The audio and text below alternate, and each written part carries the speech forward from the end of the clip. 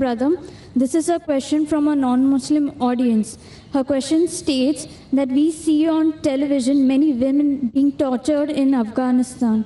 Why do Muslim men torture or degrade women in Islam? Sister asked the question that we see on the television, that Afghanistan, Muslim men are torturing women. So why in Islam, Muslim men torture and degrade the women? Sister, this question was replied just a few days earlier on the second day of the conference, on Saturday.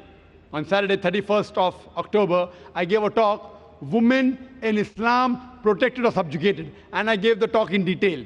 So ask your friend to watch that tape, watch the DVD. Inshallah, it will answer all the queries. Regarding your main point that she saw on the television, that in Afghanistan, Muslim men, they are beating the women. And once when I was traveling, I came across a Malaysian couple. Both of them were doctors. They said that they spent more than a month in Afghanistan. And they told me that what they saw on television, the Taliban's beating the women, they aren't Talibans. So I asked them, how do you know? They told me that we have been in Afghanistan, we have spent more than a month. We know how the Taliban tied the turban. When we see an Arab, we feel all Arabs the same. Emirati, Saudi, Kuwaiti. But they themselves know that a Saudi ties the khatra in a different way. An Emirati ties in a different style. If you go to a Kuwaiti, different style. So similarly, the Talibans, they have a particular style of tying the turban. So what she told and what he told the couple, that what they shot, even that they didn't do properly. That means they could shoot the parting of the sea in Hollywood. 10 Commandments.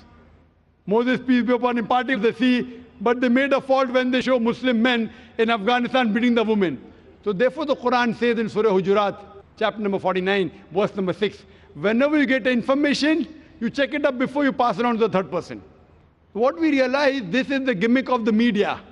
And in the last conference, 2008, my last talk was Media and Islam, War or Peace. And I showed how the media goes out of the way to malign Islam. I'm not saying all Muslims are 100% good Muslims. There are black sheep in the community. But what the media does, picks up these black sheep and portray as though they're exemplary Muslims. And many a time, they show things which are absolutely nonsense. It does not exist in Islam. So ask your friend to watch my tape, Women's Rights in Islam, Protected or Subjugated, and Media in Islam, War or Peace. Hope that answers the question. Maybe have the next question from